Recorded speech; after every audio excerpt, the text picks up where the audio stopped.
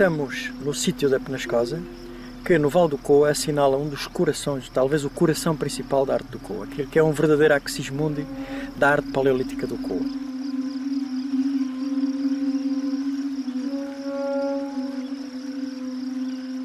Como é que se desenvolveu a arte paleolítica aqui ao longo dos últimos 15 mil anos do Paleolítico Superior?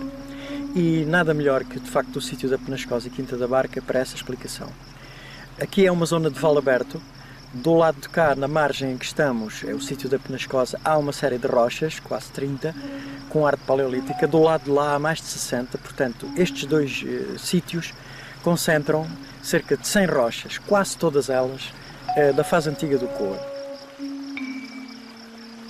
Os estudos que temos feito ao longo dos últimos 12 anos permitiram identificar uma evolução ao longo de 15 mil anos, em que as gravuras mais antigas, as tais gravuras picotadas, com picotagem profunda, que se vê muito bem, foram concentradas ao longo das últimas 4 praias que o Coa fóssil tinha, o Coa paleolítico. Estas gravuras de traço profundo figuram os principais animais, que no fundo são os que representam quase todo o ciclo paleolítico do Coa, que são os cavalos, os equídeos, que são os auroques, o grande touro selvagem que existia no Paleolítico, os cervídeos, em menor grau, e também os caprinos.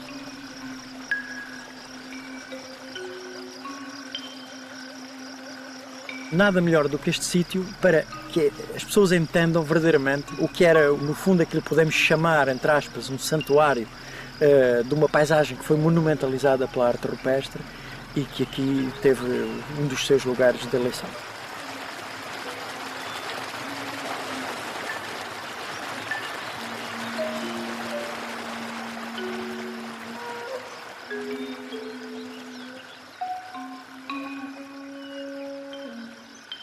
À minha esquerda está uma dessas rochas fundamentais, uma rocha que nós classificamos como a rocha 3 da Penascosa, e onde existem uma série de animais sobrepostos, dominados por dois tipos fundamentais, que é a cabra e o auroque. Tem também um cavalo, nomeadamente em baixo, mas as cabras e os auroques aqui estão em maioria. Ou seja, esta associação simbólica entre estas duas espécies faz parte da temática fundamental que o caçador paleolítico nos deixou e nos legou aqui nas rochas do Coa.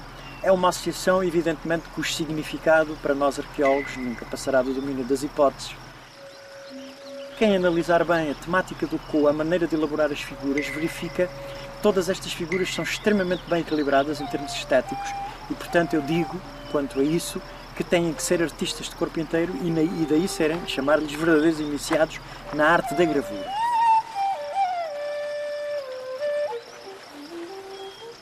Um aspecto que gosto muito de ressalvar neste painel e que demonstra a modernidade estética dos artistas do Coa e a modernidade conceptual na maneira de elaborar alguns destes motivos que aparentemente são muito simples de fazer, porque as linhas são muito simples, os traços são muito simples, os animais são figurados normalmente em perfil absoluto e com as cabeças também elas em perfil, exceto os cornos que por vezes são figurados a 3/4, mas neste caso há uma figura que nos olha de frente e o tema do animal que olha de frente, o artista e consequentemente a pessoa que hoje está a analisar estas coisas, é um tema raro na arte paleolítica, muito raro mesmo, tanto em pintura como em gravura.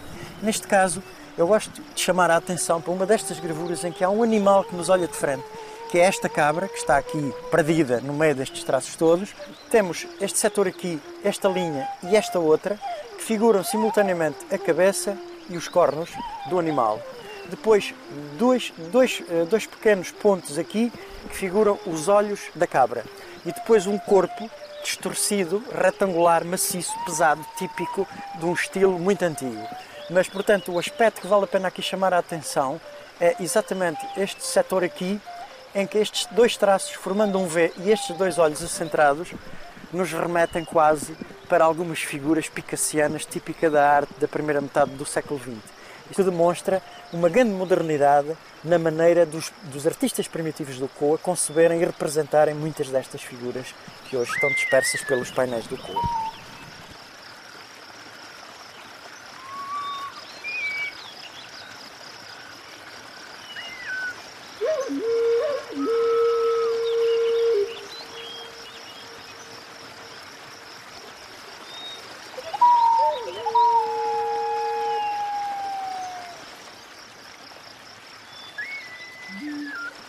Esta rocha, que recebeu o número 5 aqui do conjunto da Penascosa, era no Paleolítico um grande painel, muito mais liso que o que está hoje. Hoje há aqui um conjunto de blocos amalgamados, destruído pela erosão dos tempos, pelos milhares e milhares de anos que passaram por cima, e a maior parte das gravuras paleolíticas que estavam neste grande painel, ficaram parte delas nestas superfícies, o resto foi-se desagregando. Isto é um dos principais problemas que temos aqui no Parque Arqueológico, que é o da conservação destas rochas, que estão aqui há milhões e milhões de anos e que o homem paleolítico decorou nos últimos 25 mil anos. Esta rocha, para além destes problemas que tem uma série de gravuras muito interessantes, nomeadamente um dos raríssimos peixes figurados na arte do Koa. Toda a arte do Koa é fundamentalmente animalística, como temos visto, mas aqui assim em baixo está uma representação de um peixe que tem outro aspecto curioso que vale a pena referir. A figura é gravada numa zona em que o xisto forma uma espécie de barriga, uma convexidade, e o artista limita-se, no fundo, a delimitar essa convexidade, conseguindo conceder à gravura uma ideia de tridimensionalidade, ou seja, de profundidade, como se fosse quase uma escultura.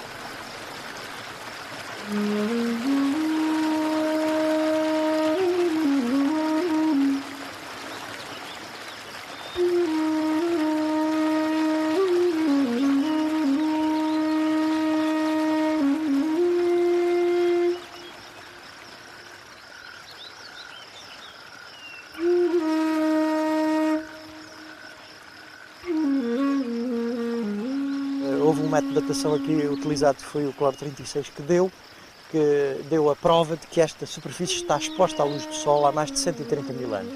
Isso na altura era interessante porque nas polémicas que houve no ano 95 chegou-se a dizer que o Vale do Koa era um vale geologicamente muito jovem, o que era evidentemente um contrassenso. Pois esta laje foi utilizada pelos gravadores paleolíticos do Koa para nela nos legarem uma das grandes obras-primas aqui da arte do Koa. Principiando por aqui, fez este traço, esta linha em S tombado, que é a cervicodorsal de um equídeo de um cavalo. Faz uma segunda linha, quase idêntica, fica quase geométrica relativamente à outra, fica quase como se fosse uma ave enorme, e estas duas linhas são as duas cervicodorsais de dois equídeos que aqui são gravados sequencialmente. Faz depois esta cabeça de um dos equídeos e a outra cabeça cruzada sobre a primeira. Só isto bastaria praticamente para nos dar uma obra conceptualmente moderna, mas simultaneamente, enfim, duas figuras que já por si só suficientemente belas. Mas não, seguidamente o artista pega na linha da cabeça e faz uma pata, a linha ventral, aqui a segunda pata, que vem até aqui, depois faz a cauda com dois traços que não são seguidos. Aqui na arte do Koa normalmente os cavalos têm uma cauda prolongada e grande, e aqui não, o traço quebra ali e termina com um pequeno tracinho aqui, que é como se fosse a assinatura de um artista de há 20 mil anos. Isto faz, de facto, desta gravura conceptualmente uma obra magnífica, que por si só não se termina aqui. Analisando tecnicamente a própria superfície da rocha, tem uma barriga aqui assim nesta zona, vejam as linhas de força do próprio xisto, as pequenas diaclases do xisto, tem aqui uma convexidade. E é esta convexidade que é usada para conferir a esta figura uma certa volumetria, ou seja, há aqui também uma procura da tridimensionalidade.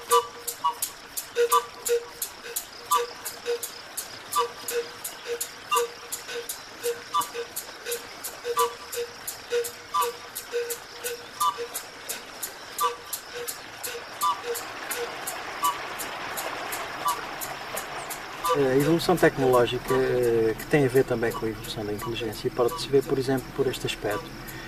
Um quilo de sílex, uma matéria-prima que é muito usada no Paleolítico, de um quilo de sílex no Paleolítico inferior, por exemplo, far-se-iam 2 objetos. No Paleolítico médio já se fariam umas dezenas de objetos. No Paleolítico superior a especialização leva a que se façam centenas de objetos da mesma matéria-prima.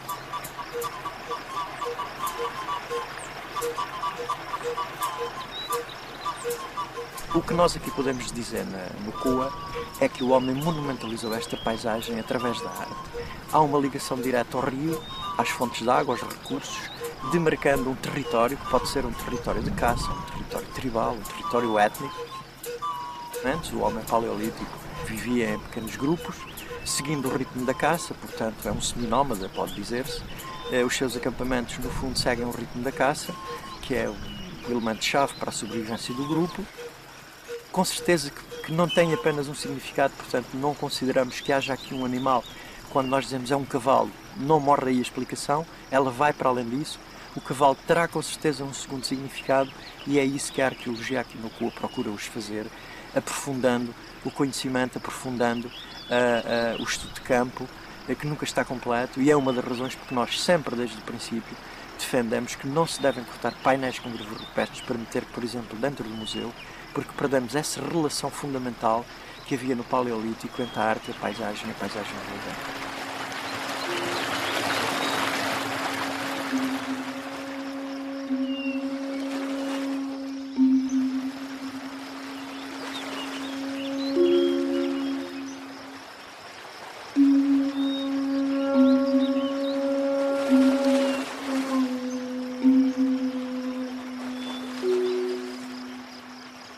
Estamos junto à rocha 1 da Canada do Inferno, que foi a primeira rocha identificada pelo menos em 1992, quando são os primeiros registros que temos, e que no fundo está na origem da polémica do Coa, que se desenvolve a partir daqui até pelo menos o ano 95, que é considerado o ano da polémica, em que as gravuras versus barragem se tornaram um caso nacional, pelo facto de estarmos perante o maior conjunto mundial, conhecido logo desde essa altura, de arte paleolítica ao ar livre.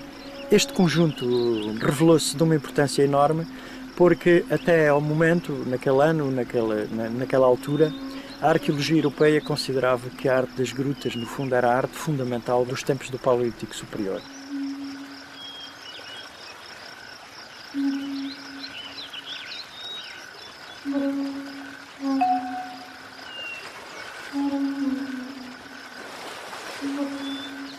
Com a descoberta do Coa, digamos que esta arte paleolítica se transfere para a luz, para o ar livre.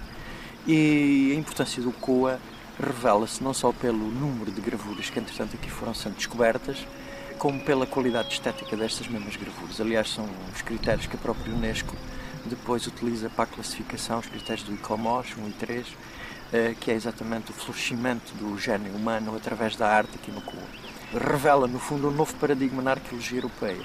E são estes dados, juntando não só o número de gravuras que aqui aparece, que são da ordem das centenas e hoje dos milhares, com uma quantidade de sítios. Neste momento, os inventários que temos feito no Parque Arqueológico já ultrapassam a 30 de sítios só com arte paleolítica, portanto isto é de facto um lugar a esse nível único no mundo. E temos datas concretas, anteriores ao 18º milénio, antes do presente, que nos demonstram claramente e com toda a evidência e com toda a segurança arqueológica a antiguidade desta arte.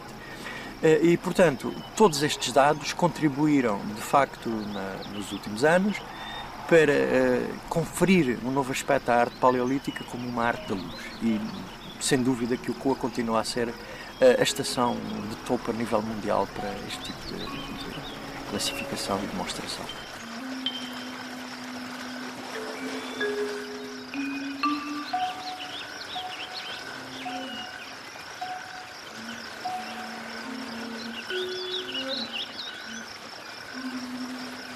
O Museu do Coa é, digamos, a pedra de fecho da cúpula de um projeto que começa em 95, com a não construção da barragem do Coa, e depois em 98, quando as gravuras são classificadas Património da Humanidade, há uma intenção manifestada junto da Unesco e divulgada publicamente, de construção de um museu para explicar de facto a grandeza da arte do Coa, e a maior parte dos sítios aqui do Coa não são visitáveis por razões logísticas e dificuldades de acesso. A importância do museu é a este nível, manifesta no fundo a síntese de 10 anos, ou mais de 10 anos de investigação sobre toda a arte rupestre aqui desenvolvida. O museu também é uma peça de arquitetura extremamente interessante, de dois arquitetos do Porto, Camilo Rebelo e Tiago Pimentel, plantado num sítio magnífico, junto à Foz do Coa, no sítio em que o Coa entra no Douro, portanto com uma paisagem envolvente espetacular. A ligação que o museu vai fazer, não só ao número de visitantes que irão crescer no parque, evidentemente, precede desta construção, como a ligação que faz ao Rio direta, em termos de turismo local, será um apelativo não só ao turismo que vem pelo Douro, nos barcos que hoje já sobem o Douro e descem entre o Porto e Barca d'Alva, como pela ativação da linha do caminho de ferro, que entre o Pocinho e Barca d'Alva já há promessas desse troço ser reativado, ele está fechado há perto de 20 anos, e depois a ligação ao território, nomeadamente estando junto da cidade de Vila Nova de Foz Coa, que obriga os visitantes a atravessarem sempre a cidade para chegarem ao museu. Portanto, a este nível será a peça-chave em todas estas condições.